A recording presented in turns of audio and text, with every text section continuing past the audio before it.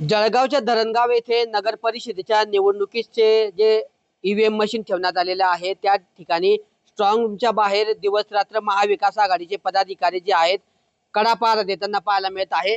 आणि याच पुरुष उमेदवारांच्या पाठीशी आता महिला उमेदवार देखील रिंगणात उतरल्याचं चित्र आपल्याला पाहायला मिळत आहे। आपण जर दृश्यांमध्ये बघितलं तर या ठिकाणी आज खिचडीचा बेत यांनी केलेला आहे आणि खिचडी तयार करण्याची जी आहे प्रक्रिया या ठिकाणी केली जाते आहे।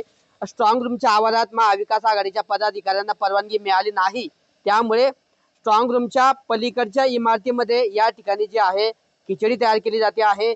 आपण खिचडी तयार करणाऱ्या ज्या महिला बघतो आहोत या सर्व नगर परिषदेच्या महाविकास आघाडीच्या उमेदवार आहेत की त्या सद्यस्थितीत निवडणूक या ठिकाणी लढवत आहेत।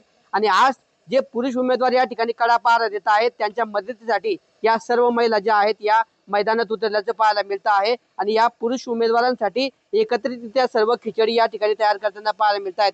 आपण त्यांच्याशी बोलण्याचा प्रयत्न करणार आहोत। काय सांगणार आज तुम्ही या ठिकाणी जे तुमचे उमेदवार कडा पहारा देत आहेत त्यांच्या मदतीसाठी आलात? गेल्या 2 तारखेला नगरपालिकेचे इलेक्शन झाले आणि ऐन वेळेस नगरपालिकेच्या निकालाची तारीख ही पुढे ढकलण्यात आली। तसंच जसं आम्ही खांद्याला खांदा लावून आमच्या जे उमेदवार बंधू होते त्यांच्यावर आम्ही खांद्याला खांदा लावून सर्व महिला उमेदवार जसं आम्ही मतदार मागण्यासाठी वार्डमध्ये फिरलो तसंच आमच्या सर्व वार्डमधील महिला असतील बंधू असतील उमेदवार जे मतदार आहेत त्यांची अशी मागणी होती। आम्हाला असं सांगितलं त्यांनी की तुम्ही जसं मतदार मागण्यासाठी तुमच्या उमेदवाराच्या खांद्याला खांदा लावून फिरले तसंच आता जे स्ट्रॉंग रूमच्या बाहेर आपले सर्व उमेदवार महाविकास आघाडीचे सर्व उमेदवार पहारा देण्यासाठी थांबले तर तुम्हीही त्यांच्या सोबत त्यांच्यासाठी तुमच्या परीने जे प्रयत्न करता येतील ते तुम्ही महिला म्हणून तिथं करू शकता। म्हणून आम्ही सर्व महिला उमेदवारांनी असा निर्णय घेतला की आपण आपल्या बंधूंना त्यांना थोडी स्वयंपाकाचं काही येतं, मग आपण आपले बंधू तिथं असं मुरमुरे वगैरे किंवा फरसाण वगैरे खाऊन टाइमपास थांबताय तर आपण त्यांना काहीतरी आपल्या परीने जे करता येईल स्वयंपाक तो करून खाऊ घालू। त्याच्यामुळे आम्ही हा भेद आखलाय। काय सांगणार तुम्ही आज जे आहेत पुरुष उमेदवार त्यांच्या मदतीसाठी या ठिकाणी आलेले आहेत? एवढ्या थंडीमध्ये सुद्धा सगळेजण उमेदवार इथे बसलेले आहे, त्यांच्या ते शेकोटी करून कोणी बसलेले आहे आणि त्यांना सहारा देण्यासाठी आणि त्यांच्या मदतीसाठी आम्ही इथे आलेलो आहे।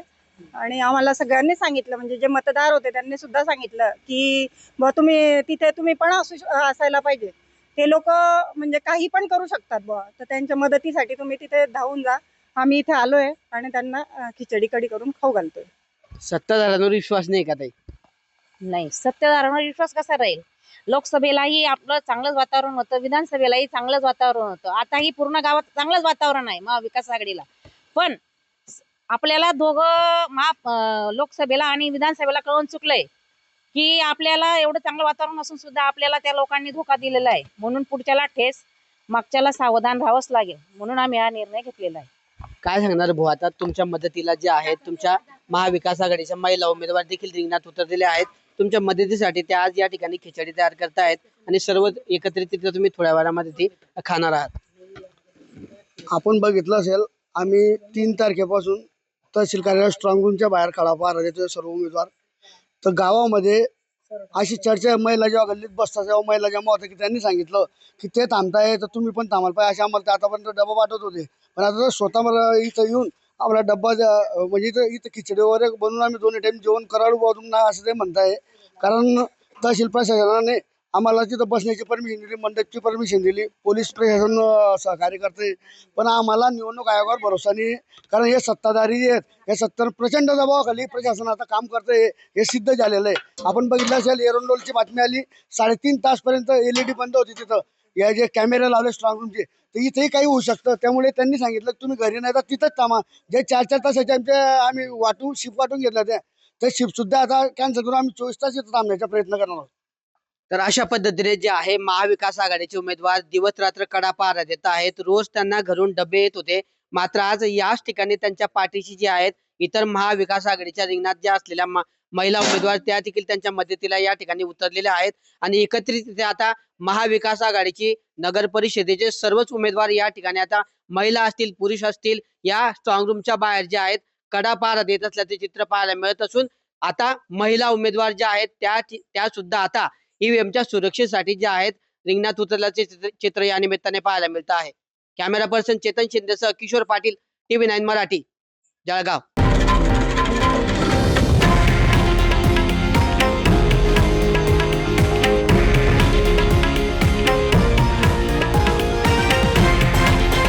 हे आहे देशातील नंबर 1 न्यूज नेटवर्क आणि आपण पाहत आहात TV9 मराठी, एकमेव.